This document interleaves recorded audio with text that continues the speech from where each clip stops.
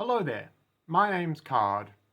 I'm a historian and longtime progressive community organiser and activist. And today, I wanted to talk for a bit about how our collective understanding of public figures is largely created retrospectively, as well as how we feel about people in the public eye today may very well be the exact opposite of how they're viewed even just a few years from now, and how we often tend to try and act like our latest view of someone is how they were always being thought of, even though that's very rarely an accurate reflection of events. I think that 43rd US President George W. Bush is a perfect example of this. Anyone who knows anything at all about the state of American or international politics during Bush's two terms as president from 2001 to 2009 would be quick to tell you that he was one of the most strongly disliked and consistently caricatured political figures America had ever seen. They might even add that the mockery was deserved, or that Bush represented a then unprecedented lack of qualification for the job of leading America. However, I wanted to make the argument here that, justified or not, Bush was actually very well respected by his colleagues in politics, commentators in the media, and the majority of the general public too at the time. The image of Bush as childish and gaffe-prone was actually, by and large, a creation of his immediate post-presidential years, that then got retrospectively applied to his image once he was already out of office. One that, for a while, it was popular and cool to pretend had always been the prevailing view of him. Nowadays, particularly if, like me, you're on the left, you may dislike the man, or the office of the president itself. Perhaps for the overseas conflicts the Bush administration caused, or you may ridicule his simplistic manner of speaking or the apparent maladroitness with aphorisms, or you simply maintain that the only reason he got into office in the first place is because he himself is the son of another president. But I can say confidently that despite what you might think you remember about his presidency, people, broadly speaking, weren't making those criticisms at the time. And completely regardless of your view of him now, if you were paying attention to US politics then, actually, statistically, you almost certainly did like George W. Bush at the time, even if you've tried to convince yourself otherwise of since then. First things first, something of a stereotype which still surrounds Bush to this day is that it's a trope to paint the man as this bumbling simpleton that constantly trips over his words. Millions of US voters may not be old enough to remember this, but in the year 2000, the exact opposite view was the commonly held one. In the first GOP primary of that year, and the subsequent general election, pundits consistently held up Bush as a sterling communicator. His manner of speaking was simple, and it meant he connected easily with voters, be it over a formal debate, a town hall, or any other televised appearance. I don't think it's healthy to take yourself too seriously, but what I do take seriously is my responsibility as president to all the American people and to the office I hold. Throughout his first presidential campaign, Bush's team had him stick to short but complete answers that made his positions clear and his personality likable to the Republican audience. Governor Bush, a philosopher thinker, and why? Christ. Meanwhile, both main primary contender John McCain and early rival Orrin Hatch countered with longer responses that would often come across as inconsistent with their respective voting records. Bush ended up going into the general election with his political appearance largely unmarred by the primary contest, still looking fresh, quick, and banking off a great deal of jovial charisma. His opponent, Al Gore, had been in the spotlight as VP in the increasingly scandal-prone Clinton administration for 8 years, and already had something of a reputation about him. Gore was known to go on long, dry talks about policy and to fumble his words frequently. He may even have been one of the better career politicians we've seen in our time, broadly speaking, but he definitely wasn't a strong speaker. For example, going into the election, fresh on every satirist's mind was the time Gore had seemingly claimed to have invented the internet during a 1999 interview when he misspoke and didn't notice to correct himself. During my service in the United States Congress, I took the initiative in creating the internet. Or how, during the first presidential debate, one of his main talking points was a Medicare reform, making use of a so-called lockbox mechanism. He, too, blundered that to the point where no one in the audience knew what he was trying to say, although he had used the term lockbox about a dozen times in 5 minutes. I think it should stay in a lockbox, lockbox, lockbox, lockbox. Throughout the rest of the campaign, Gore would try and overcorrect for the perception. He'd attempt a much more aggressive debate strategy by pivoting to shorter, curter answers of his own and jumping in needlessly on Bush's questions and practiced responses. He started huffing and sighing loudly during his opponent's speaking time, as if that would make him more likable. That's what a governor gets to do.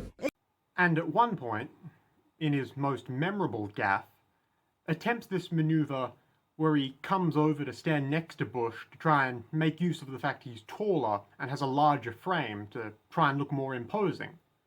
And Bush, without skipping a beat, mid-response, just perfectly gives him this cute little nod as if to say, "We all know what you're doing, and it actually makes you look like a complete jackass."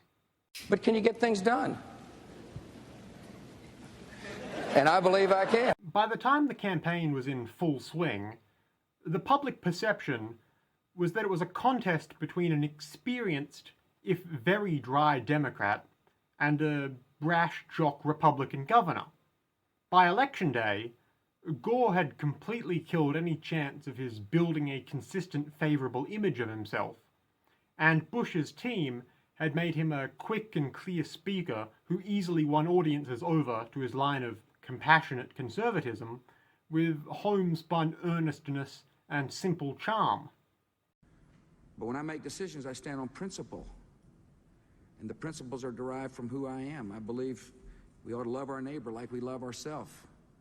It's manifested in public policy through the faith-based initiative where we've unleashed the armies of compassion to help heal people who hurt. I believe that God wants everybody to be free. That's what I believe. Both times George W. Bush was on the ballot of a federal election, the stereotype that he made more a fool out of himself with every time he spoke simply wasn't in the public zeitgeist. If you were to ask any voters on either side in 2000 or 2004 what they thought of George Bush's oratory skills, regardless of whatever else they might think about the man or his policies, he was seen as one of the best public speakers in all of politics at the time. Evidently, and most importantly, his manner of speaking works at convincing voters too, because in both those years, he won. It seems like a weird thing now, with 24 years of hindsight, but at the time, people simply didn't think of Bush as we do now.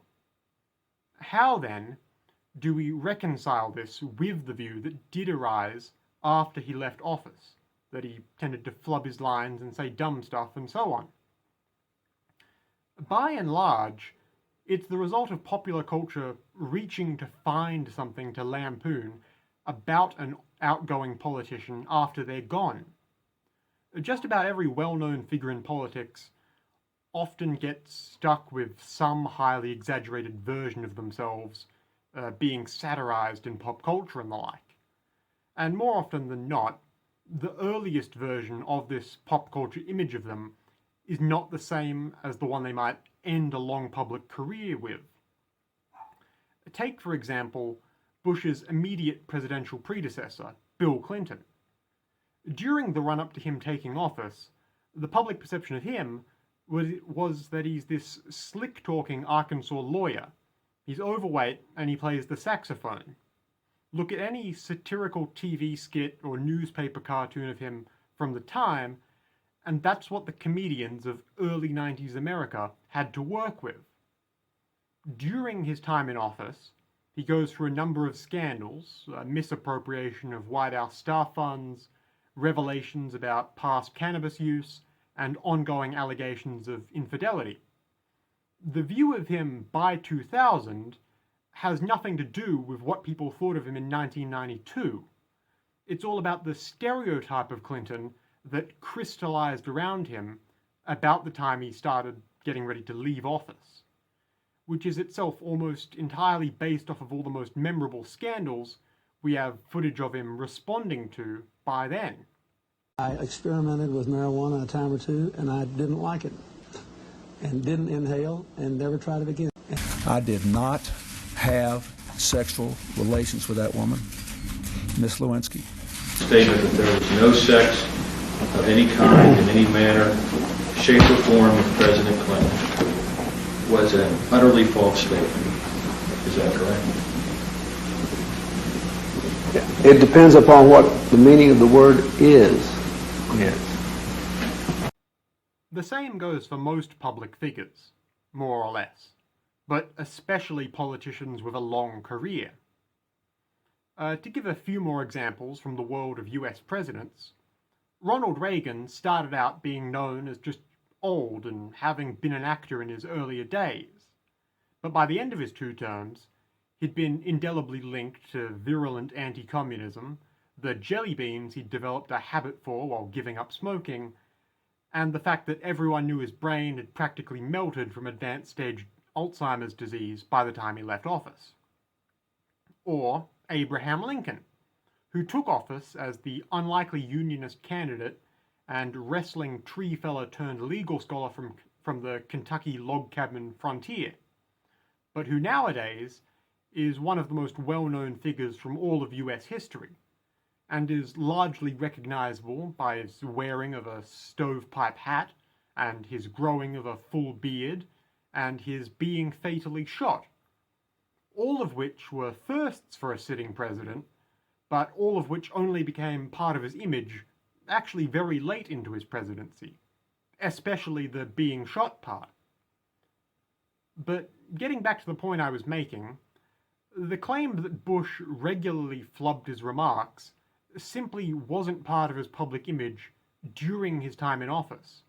It's something that only really came into focus once he was out and people had all 8 years of his public remarks to go back over. Did he make the occasional slip-up here and there? Of course. A fine host for the OPEC summit. I appreciate APEC summit. If you're a single mother with 2 children, which is the toughest job in America as far as I'm concerned, and you're working hard to put food on your family, I think they underestimated the will and determination of the commander-in-chief, too. When you've got literally every waking hour of someone's life on film for 8 years, you'd be able to compile together a blooper reel hours long for even the best public speaker. Also, it's often very funny, and you can make people out to look like anything you want by only playing footage of select gaffes.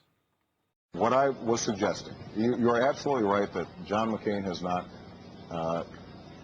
talked about my Muslim faith, and you're absolutely right that that has not come my Christian faith. It's something that's hit every president for as long as television and film has existed. Anyway, at the time, Bush was usually seen as pretty adept in this regard anyway. After all, he'd gotten his BA from Yale and his MBA from Harvard, and he'd been pretty good at speaking and debating while he was there too. During the run-up to the 2004 election against Democratic challenger John Kerry, the big thing on every DNC strategist's mind at the time was that the debates would be happening between 2 Yale-y debaters. By wheeling out someone else experienced in competitive talking, they'd hoped to close the public relations gap. The prevailing view while he was in office was never that George W. Bush was any worse of a speaker than any other politician. Quite the opposite, in fact.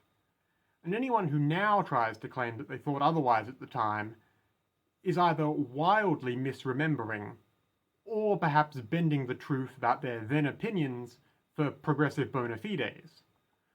Again, I'm definitely not trying to argue George W. Bush was or is a good person. I'm just trying to make the case that he was way more popular than anyone likes to pretend otherwise today. The next point of contention is about whether or not Bush's policies were supported or not. Again, people nowadays will say that his early 2000s GOP conservatism was ethically and strategically wrong, and I won't argue with that. But at the time, politicians on both sides of the aisle were fully supportive. To start with, Bush comes into office in January 2001 with what his Republican Party describes as a simple mandate with three main tentpole policy positions. 1. Across-the-board spending reductions to bring down the deficit. 2. Tax cuts for high earners. And 3. An educational reform initiative called No Child Left Behind. Firstly, the spending and tax cuts, by and by, they just floated through every relevant chamber of Congress virtually unopposed. Because of course they did. We all know that senators and members of Congress aren't going to rock the boat when it comes to potentially upsetting the donor class wealthy.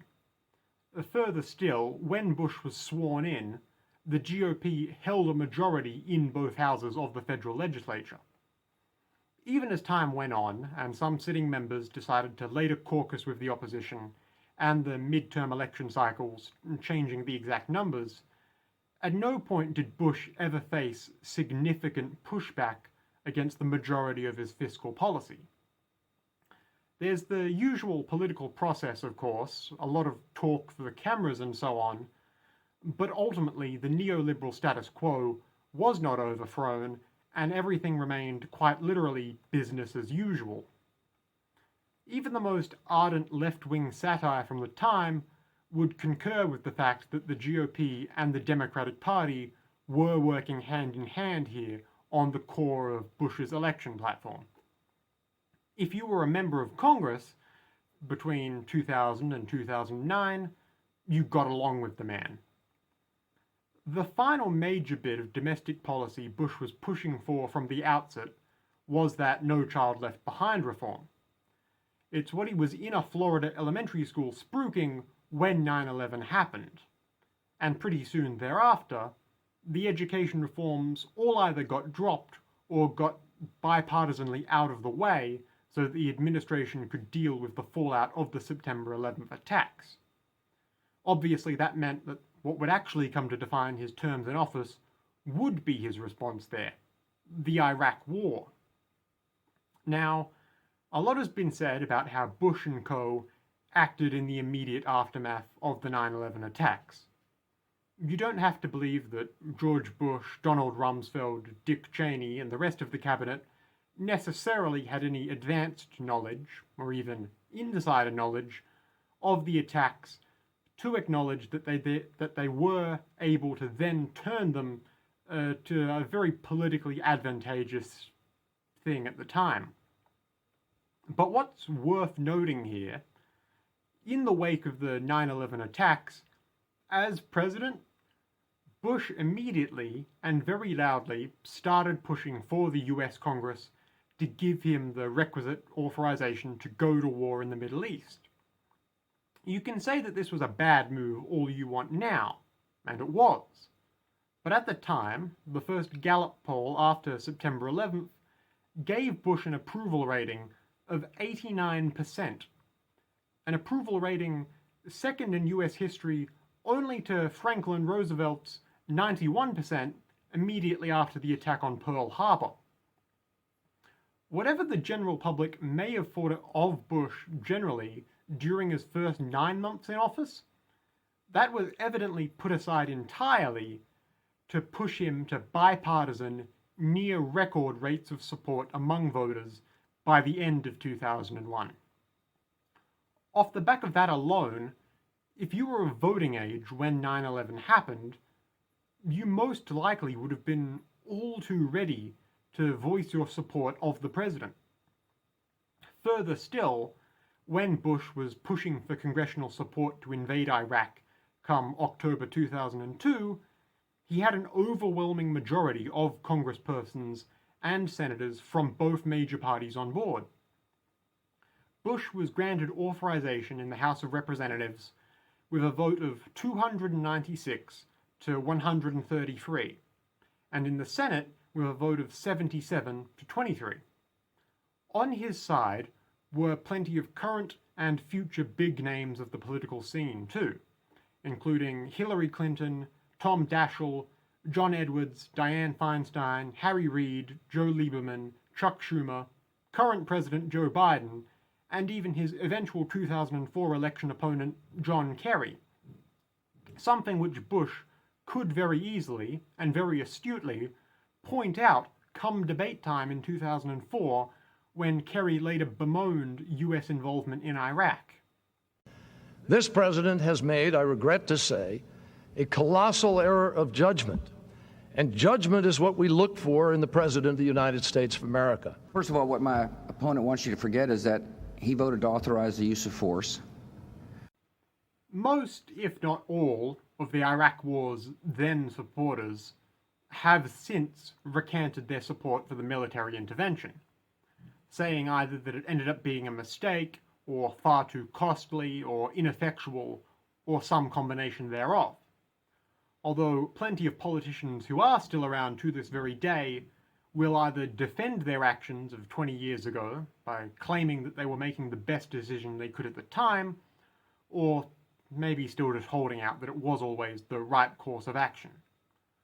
Of course, absolutely regardless of what those people think about their votes now, they cannot change the fact that they unambiguously supported Bush's fast track to war at the time.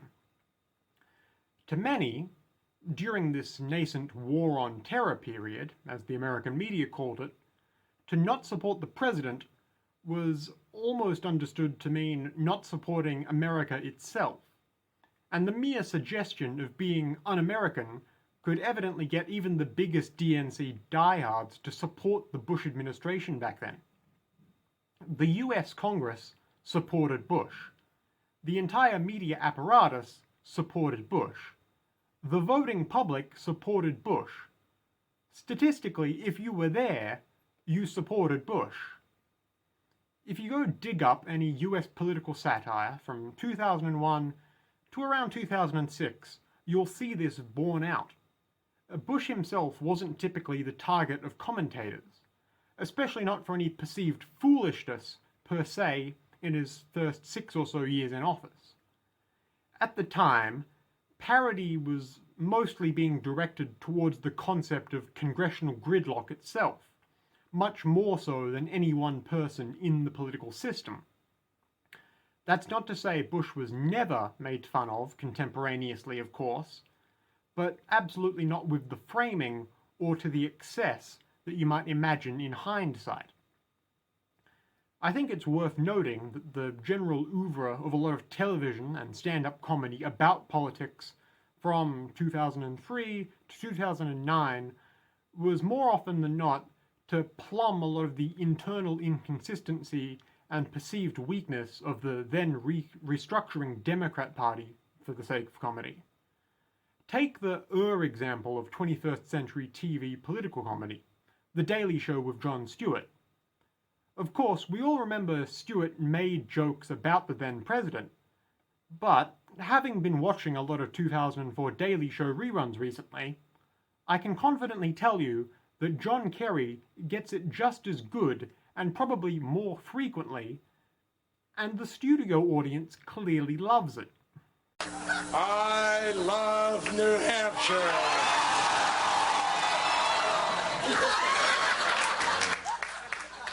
He actually followed that up with his other trademark phrase, must eat brains.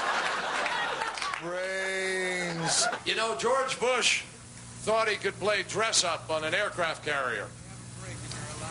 And he thought he could stand up there in front of a big sign that said, "Mission accomplished."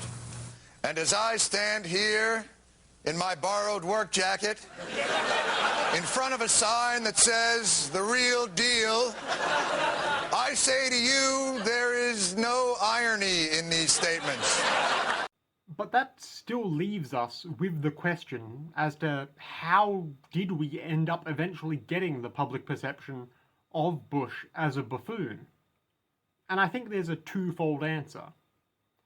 Firstly, it came about in part as a consequence of his long time in office.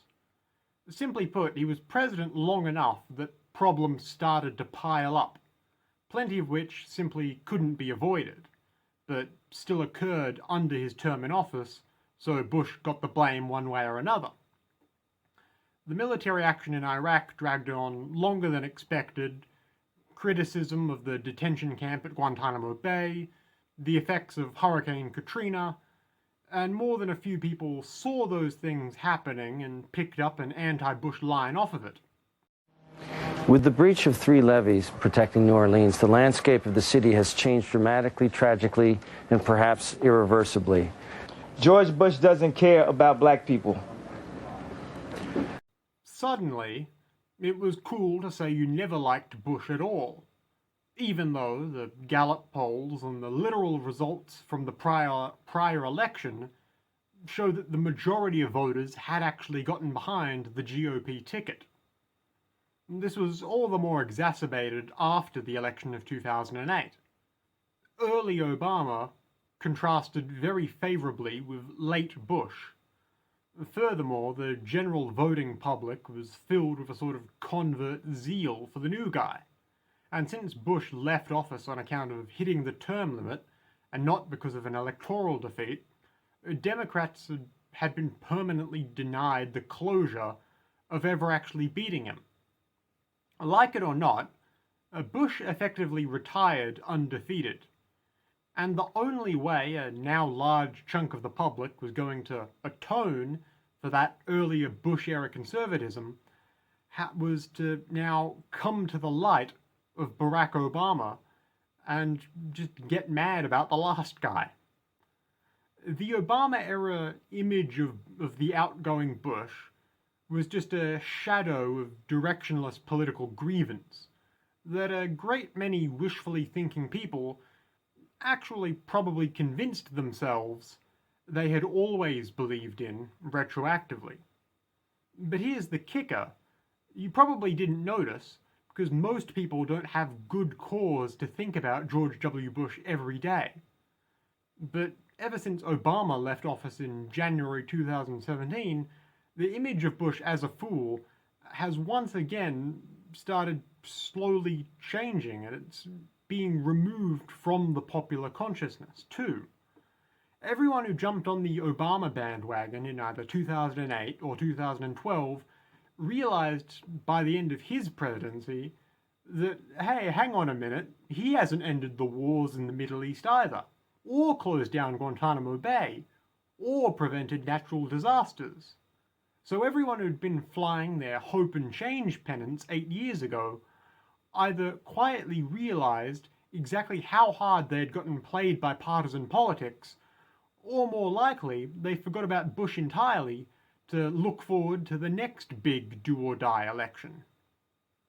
And speaking of subsequent elections, it's a pretty banal truism to say that party politics has gotten significantly more heated and more partisan and more personal in recent years, and just about anyone would agree.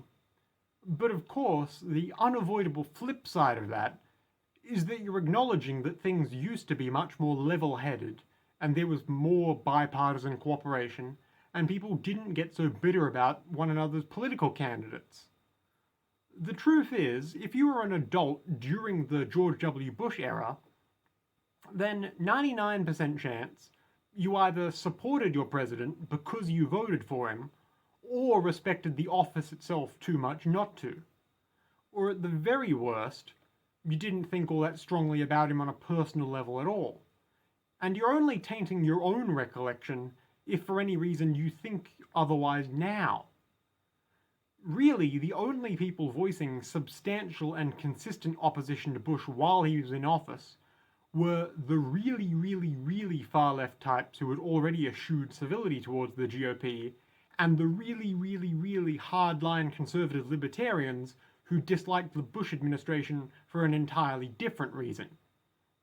And of course, both those groups had no soft spot in their heart for Bush's successor either. The same principle can be applied even further back too. Go ask your parents, or maybe your parents' parents, what they thought of Richard Nixon. Of course, everyone will tell you that he was awful, right? Why would anyone say they liked the guy who did the oil crisis and prolonged the Vietnam War and did Watergate and all that? Nowadays, anyone who remembers him will tell you they always thought he was a crook, but of course they sure did seem to vote for him a lot. Between 1952 and 1968, Nixon was on the US federal election ballot 5 times, and he got some of the most consistently and unprecedentedly strong voter turnout of the 20th century. Even going into his final term in office, he beat Democrat challenger George McGovern in the Electoral College 520 to 17. Any political figure's image, good, bad, or otherwise, will be maintained exactly as long as it serves the interests of vested capital. And if need be, it can be changed from good to bad, from bad to good, from smart to dumb, from warhawk to dove, and vice versa, on a dime. These days, the apparatus of party politics has no reason to keep up the image of Bush as an idiot or a warmonger. He's already been rehabilitated in the eyes of the liberal PMC Democrat voter. Even in the eyes of the die-hard Dem apparatchiks that have been simultaneously crying and screaming about Donald Trump since 2015, Bush is the good Republican. At any public appearance Bush makes now, he's a venerable elder statesman. His folksy way of speaking is once again just a cute little foible. On the occasion he did actually slip up and make a big Freudian slip about starting the Iraq War, followed by a line about it and his age, in front of a whole auditorium of liberal donors no less, everyone in the room and the media was all too happy to literally just laugh it off. The result is an absence of checks and balances in Russia and the decision of one man to launch a wholly unjustified and brutal invasion of of Ukraine. Iraq, anyway. 75. Ultimately, I predict George W. Bush is going to go down in the history books, a lot like Harry S. Truman. A wartime president who may have come into office a bit unexpectedly, but was affirmed by voters decisively, if closely, both times he was on the ballot, and who maintained a base through 2 terms, only to have that support taper off at the very end of his presidency. Every campaign he ever competed in was hard fought, but even harder won. Even so, in the years immediately after Truman left the White House, he was compared less than favorably to both the miraculous economic recovery of his predecessor and the peace and prosperity of his successor. But nowadays, no one really has strong feelings either way about Harry Truman now. All he's remembered as is much the same I think George W. Bush will end up being remembered as 70 years from now. Just a slightly eccentric Southern two-termer that the general public only really knows enough about to use in jokes about 2-pronged attacks on civilian targets. With all that said, I hope at least one of the points I brought up today has something in it you can take something away from. Once again, my name's Card. If you might want to hear more from me, feel free to subscribe to this YouTube page, or take a look at my other videos. Either way, goodbye for now, and have a lovely day.